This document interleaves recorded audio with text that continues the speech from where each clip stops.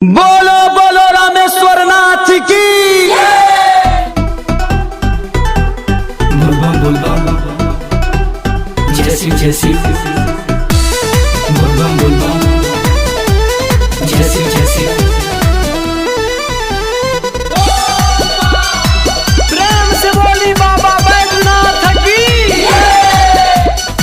सावन में चली भोला के दुआरी, लाइन लगा दी हले देखी नर नारी।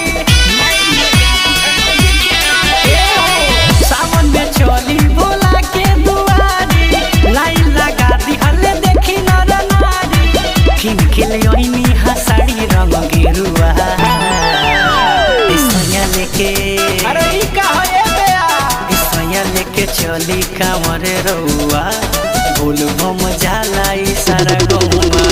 इसया लेके चली कांवर रउआ, बोल बम जाला ई सारा गौवा।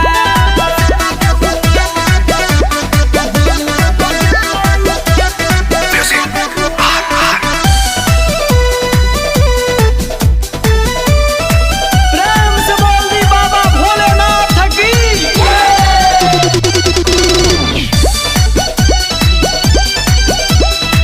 पहिला सुमारी के जलवा चढ़ाई, भोला के चरण में सिरवा झुकाई। भोला के चरण में सिरवा झुकाई।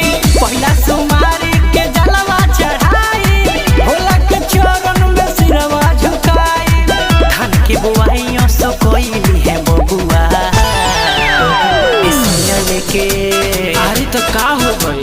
इसया लेके चली कांवरे रउआ, बोल बम जाला ई सारा गौवा। इसया लेके चली कांवरे रउआ, बोल बम जाला ई सारा गौवा। बोल बम जाला ई सारा गौवा। प्रेम से बोली बाबा महेंद्रनाथ की। Mix by mom recording studio Tiwari टोला।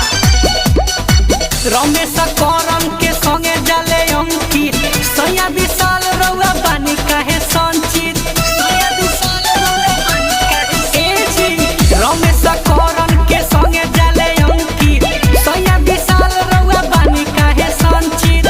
खुद मनोराजन देखो जाले नंगे पौआ, सया लेके अरे धीरज धर समही बानी। सैया लेके चली कांवरे रउआ, भूल बम जाला ई सारा गौवा।